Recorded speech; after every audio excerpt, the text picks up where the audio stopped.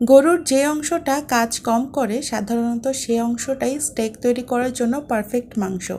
আজকে আমি দেখাবো খুব সহজেই কিভাবে স্টেক তৈরি করা যায়, আর এর জন্য কয়েকটা স্টেক পিস নিয়েছি। এটাকে একটা কিচেন হ্যামার দিয়ে একটু আলতো করে থেতে নিলাম।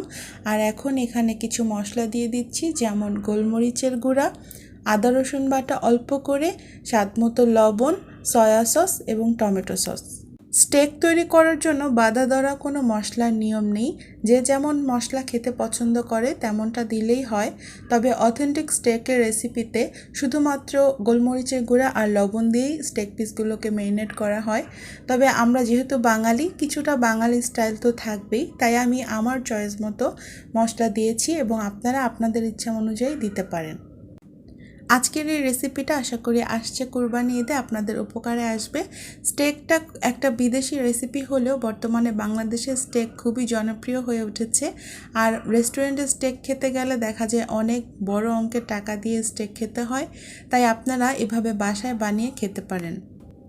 স্টেক পিসগুলোকে 1 ঘন্টার মতো রেস্টে রেখে তারপর বাটারে 5 থেকে 6 মিনিট বা 7 মিনিট ভেজে নিব।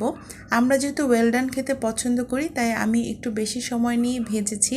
তবে আপনারা যদি মিডিয়াম রেয়ার খেতে চান, অর্থাৎ হালকা একটু কাঁচা কাঁচা ভাব চান, তাহলে 3 থেকে 4 মিনিট মিডিয়াম আঁচে ভেজে নেবেন এবং অবশ্যই বাটারে ভাজার চেষ্টা করবেন, তাহলে খেতে অনেক বেশি মজা লাগবে। আশা করি আজকের রেসিপিটা আপনাদের কাছে ভালো লেগেছে।